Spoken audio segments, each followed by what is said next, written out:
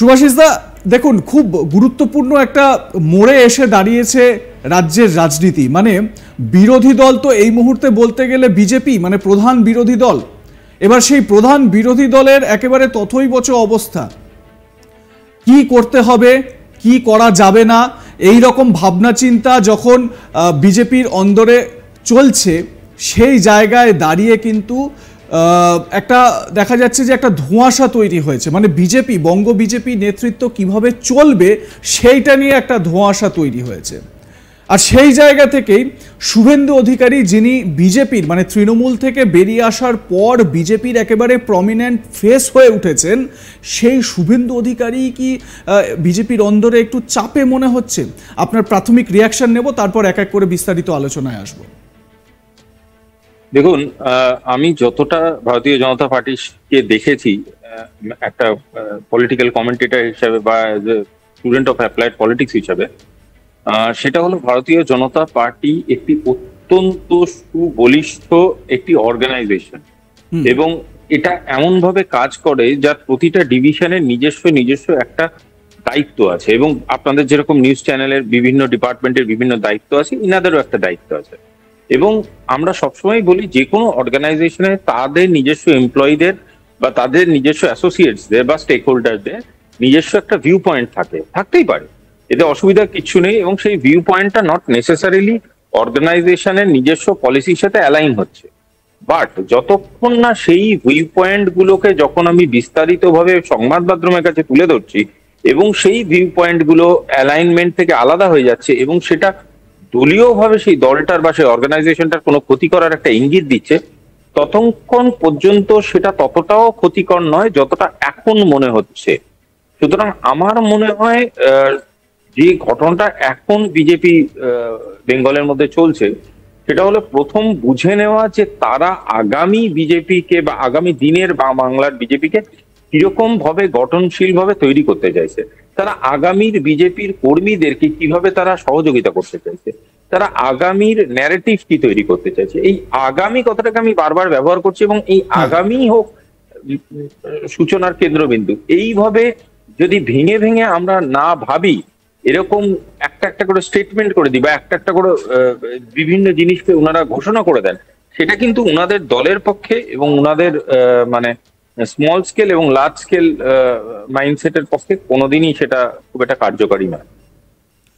সুভাষিসদা, ঠিক এই জায়গা থেকেই মানে খুব গুরুত্বপূর্ণ একটা জায়গা আপনি উল্লেখ করলেন, সেটা হচ্ছে গিয়ে দলের অন্দরে মানে এই ভোট পরবর্তী পরিস্থিতিতে দলের অন্দরে দেখা যাচ্ছে তিন নেতা তিন রকম কথা।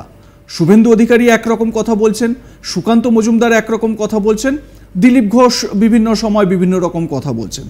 তো এই জায়গায় দাঁড়িয়ে যারা সাধারণ কর্মী সমর্থক, যারা একেবারে মাঠে নেমে কাজটা করেন, তাদের কাছে কি বার্তা যাচ্ছে? মানে দল কিভাবে চলছে? আপনি যেরকম শুরুতেই বললেন যে আমরা সিপিএম এর সময় একটা দেখেছিলাম যে রেজিমেন্টেড একটা পার্টি, বিজেপিও কিন্তু তাদের সাংগঠনিক দিক থেকে বা তাদের যে গঠনতন্ত্র, সেই গঠনতন্ত্রেও কিন্তু তারা একেবারে এই পিরামিডের মতো তাদের গঠনতন্ত্র।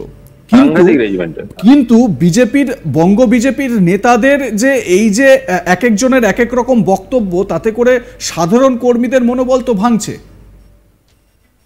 দেখুন, যে কোনো ডাউনফল বা যে কোনো আঘাত দলীয়ভাবে যে কোনো দলের প্রতি আসলেই একটা প্রাথমিক টার্বুলেন্স আসে। যেমন আমরা প্লেনে চাপতে গেলে দেখি না যে সবসময় এয়ার পকেটে পড়লে প্লেনটা কাঁপে, সেরকম একটা টার্বুলেন্স আসে। এই টার্বুলেন্স অনেক সময় অনেক মানুষকে নার্ভাস করে দেয়। কিন্তু আমার খুব অবাক লাগছে যখন আমি দেখছি, যার কথা আপনি বলছেন শুভেন্দু বাবু, আমার ধারণা হচ্ছে বাংলায় মানে যদি 5টা টপ বলিষ্ঠ পলিটিশিয়ানদের নাম আজকে ডেটে করা যায়, ওনার নাম প্রথম 3 জনের মধ্যে আসে।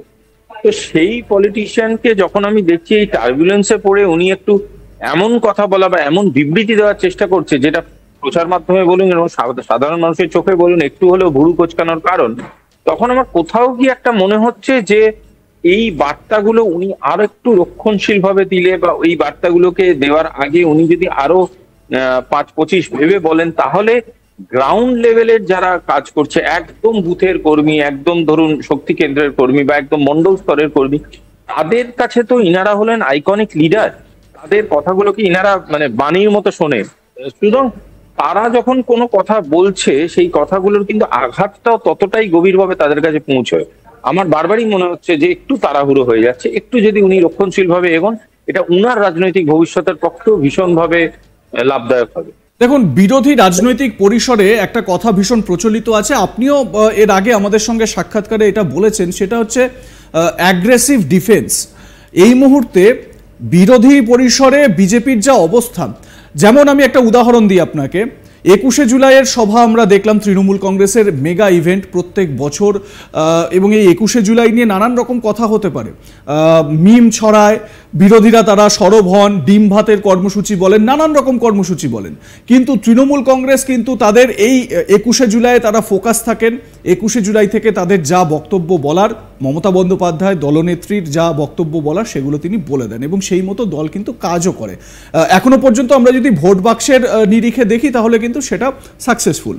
এবারে এই 21শে জুলাইয়ের পাল্টা দেওয়ার জন্যই তো শুভেন্দু অধিকারী গণতন্ত্র হত্যা দিবস তার এই কর্মসূচির প্ল্যানটা তিনি তৈরি করেছিলেন বা বলেছিলেন, কিন্তু দল সেটাকে অনুমোদন করলো না। মানে সুকান্ত মজুমদার বললেন যে হ্যাঁ, এই গণতন্ত্র হত্যা বিরোধী সপ্তাহ আমরা পালন করব বিভিন্ন জায়গায় বিভিন্ন রকমভাবে, যেখানে যেরকম সুযোগ সুবিধা হবে, কিন্তু এই 21শে জুলাই দিনটি যেটা আমার মনে হয় স্পেসিফিক করার দরকার ছিল, যেটা শুভেন্দু অধিকারী যেটা করতে চাওয়ার কথা বলছিলেন, সেটা করা সম্ভব হলো না। এই যে দলের মধ্যেই একটা স্ববিরোধিতা, এটা কি একটা প্রভাব ফেলছে? মানে এই যে অ্যাগ্রেসিভ ডিফেন্সের কথা যেটা বারবার উঠে আসে, যদি মানে সিদ্ধান্ত নিতে গিয়েই যদি এত হোঁচট খেতে হয়, তাহলে যখন সিদ্ধান্ত ফাইনালি নেওয়া হবে সেটা ইমপ্লিমেন্টেশন কিভাবে হবে? দেখুন, অ্যাগ্রেসিভ ডিফেন্সের একটা খুব ভুল তথ্য অনেক সময় মানুষের কাছে পৌঁছে যায়, সেটা হলো unnecessary attack or aggression. Unnecessary aggression বা আননেসেসারি কোন রকম এমন পলিসি তৈরি করা যেটা বাকিদের দ্বারা অনুমোদিত নয়, এটা আমার একটা ওয়ার্ড আমি খুব ভেবেচিন্তে ইউজ করছি, আমার কাছে এটা খুব একটা ম্যাচিওরড পলিটিক্যাল আন্ডারস্ট্যান্ডিং বলে মনে হচ্ছে না। হতে পারে যে অনেকের কাছে মনে হচ্ছে এটাই হয়তো বাংলার আগামী বিরোধী রাজনীতির ভবিষ্যৎ, বাট আমার কাছে এটা খুব একটা ম্যাচিওর পলিটিক্স হিসাবে মনে হচ্ছে না, বিশেষ করে এমন যে দল বিরোধিতায় আছে, যে দলটা এতটা রেজিমেন্টেড। যদি আমি বলছি 21শে জুলাই মমতা বন্দ্যোপাধ্যায় যেভাবে আজকের ডেটে পালন করে, তার পিছনের ইতিহাসটা বা 21শে জুলাইয়ের পিছনে জার্নিটা জানতে হবে, এবং সেখানে আমি বলবো 21শে জুলাই আজকের যে হাইপে পৌঁছেছে, সেই হাইপ থেকে কিন্তু শহীদ দিবসের যে ঘটনাগুলো ছিল সেখান থেকে অনেকটা এগিয়ে এসে একটা বার্তা দিবসের দিকে গেছে, যেখান থেকে বিভিন্ন রকম দলীয় বার্তা উনি দেওয়ার জন্য এই প্ল্যাটফর্মটাকে ইউজ করছেন। আমি ইউজ কথাটাকে ভুল সেন্সে নেওয়ার কোনো কারণ নেই, কারণ ইউজ করতেই পারে, যে কোনো পলিটিক্যাল প্ল্যাটফর্ম ন্যারেটিভ দেওয়ার জন্যই নেতা নেত্রীরা ব্যবহার করে থাকেন, এটা কোনো আলাদা কোনো খারাপ কিছু না।